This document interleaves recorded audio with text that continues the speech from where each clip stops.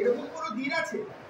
আমি একটা কথা বলি, যখন দেখবেন নারী দিবসের দিন ফেসবুকটা ফলো করবেন, দেখবেন সে কোনো ডমিনোজ বা কোনো একটা কোম্পানিতে সে ফ্রি কুপন পাচ্ছে, পেতে পেতে সে যখন সেখানে যাচ্ছে ডিসকাউন্ট পাচ্ছে, শপিং করছে, করতে করতে ফেসবুকে পোস্ট করছে মাত্র একটা দিন তো নারীদের নয়, 365 দিনই নারীদের। আমাদের এই দিনটার প্রয়োজন নেই। কিন্তু আমি বলবো যে ঠিক আছে, আপনারা 364 দিন নিন, কিন্তু এই 19শে নভেম্বর আন্তর্জাতিক পুরুষ দিবসটা, এই একটা দিনকে আমরা পুরুষরা পেতে পারি না? একটু সম্মান, একটু ভালোবাসা, একটু আমরা যে সমাজের প্রতি অবদান রেখেছি তার জন্য আমাদের একটু সম্মান একটু আমরা আশা করতে পারি না? সরকারি স্কিমও দেখতে গেলে আমরা দেখতে পাই যে মহিলাদের বেশি হচ্ছে, পুরুষদের জন্য স্কিম নেই বললেই চলে। এবং দেখুন, বিষয়টা হচ্ছে যে যত দিন যাচ্ছে আপনারা দেখবেন একটা কথা আছে যে সংরক্ষণ কখন করতে হয়? যখন কেউ পিছিয়ে থাকে। হ্যাঁ, নারীরাও একটা সময় পিছিয়ে ছিল, ঠিক যেমন বিভিন্ন আমরা জাতি গোষ্ঠী বিভিন্ন সম্প্রদায় অনেক সময় যারা পিছিয়ে থাকে তখন সংরক্ষণের প্রয়োজন পড়ে তাদেরকে এগিয়ে নিয়ে আসার জন্য। কিন্তু যখন সমান সমান হয়ে যায় তখন সেই সংরক্ষণের কোটাটা বন্ধ করে দেওয়া উচিত। কারণ না হলে যারা যোগ্য তারা কিন্তু সঠিক বিচার পান না, তারা যোগ্যরা কিন্তু সঠিক জায়গায় বসতে পারেন না। আজকের দিনে দাঁড়িয়ে কেন্দ্র সরকার, রাজ্য সরকার, বিভিন্ন রাজ্যের সরকাররা মহিলাদের জন্য একাধিক প্রকল্প আছে, একাধিক তাদেরকে আজকে কন্যাশ্রী, বেটি বাঁচাও বেটি পড়াও থেকে শুরু করে আরো একাধিক প্রকল্প রয়েছে যেগুলো নারীদেরকে নারী ক্ষমতায়নের জন্য তাদেরকে ব্যবহার করা হচ্ছে। এবং অবশ্যই এতে মহিলা শিক্ষার হার বেড়েছে। কিন্তু বলতে পারেন মহিলারা শিক্ষিত হওয়ার পরও কেন ফোরপোস্ট চাইবে? বলতে পারেন কেন মহিলারা শিক্ষিত হওয়ার পরও সংরক্ষণের কোটায় চাকরি পেতে হবে? কেন তারা যোগ্যতা অর্জন করে একজন নারী এবং পুরুষ সবাই সমান পরীক্ষা দিয়ে চাকরি পাবে না? কেন শুধুমাত্র মহিলা বলে সংরক্ষণের কোটায় তার চাকরি থাকবে? আচ্ছা, এতে যে প্রকৃত যোগ্য সে তো বঞ্চিত হচ্ছে, তাই না? এতে কি কোনোদিনও সমাজের উন্নয়ন সম্ভব? ঠিক যদি আইনের প্রসঙ্গ বলি, ভারতবর্ষে যত আইন আছে সব আইন পুরুষ বিরোধী এবং নারী বিরোধী।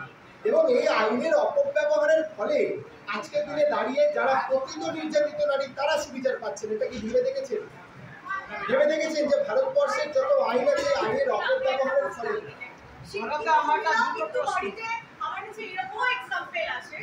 শিক্ষিত মহিলাও বাড়িতে অত্যাচারিত হচ্ছে, মারা যাচ্ছে এবং সুসাইড করছে। ঈশ্বরচন্দ্র বিদ্যাসাগর থেকে শুরু করে সিস্টার নিবেদিতা তখন প্রথম বাড়ি বাড়ি গিয়ে মেয়ে সংগ্রহ করেছিল, বলেছিল যে আমাকে মেয়ে দিন, আমি তাদের শিক্ষা দেব। আগেকার দিনে পরিষ্কারতিক সমাজ। একদম খুব সঠিক প্রশ্ন করেছে। সবার প্রথম বলতে চাইব যে ঈশ্বরচন্দ্র বিদ্যাসাগর, রাজা রামমোহন রায়, এনারা নারী উন্নয়নের জন্য যে অবদান রেখেছিলেন, আজকে নারী দিবসের দিন কি তাদেরকে কোথাও তাদের নিয়ে আলোচনা করা হয়? নারীদের যোগ্যতা অর্জন করার আগে তাদের জন্য লড়াইটা কিন্তু এই পুরুষরা করেছিল। এবং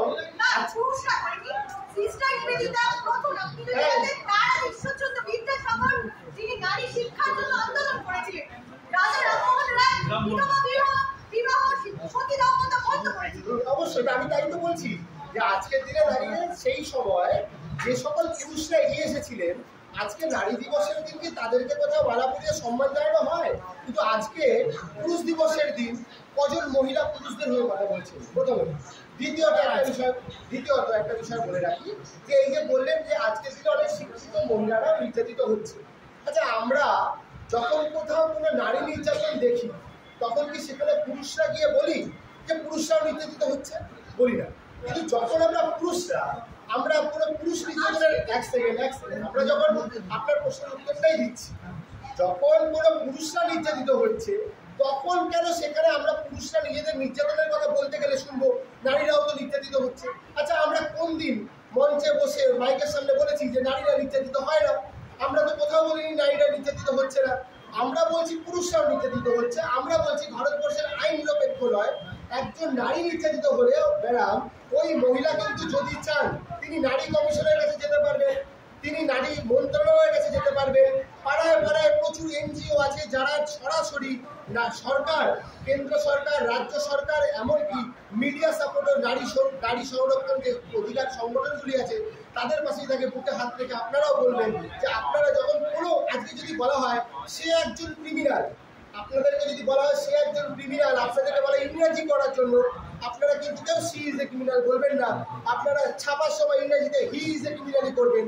অর্থাৎ কোথাও একটা অভিযোগ আসার সঙ্গে সঙ্গে আমরা পুরুষকে অভিযুক্ত ধরে নিচ্ছি এবং সবার আগে আমরা রায় দিয়ে দিচ্ছি যে পুরুষটাই অপরাধী। একটা কথা আছে বলে রাখি এর সাথে, যে একজন পুরুষ, আমাদের দুর্ভাগ্য এটা, একজন পুরুষ ততক্ষণ মিথ্যাবাদী যতক্ষণ সে সত্য প্রমাণিত না হচ্ছে, আর একজন মহিলা ততক্ষণ সত্যবাদী যতক্ষণ সে মিথ্যা প্রমাণিত না হচ্ছে। একজন পুরুষকে বারবার প্রমাণ করতে হচ্ছে যে আমি সত্যি কথা বলছি, আমি ধর্ষণ করিনি, আমি শ্লীলতাহানি করিনি। আজকে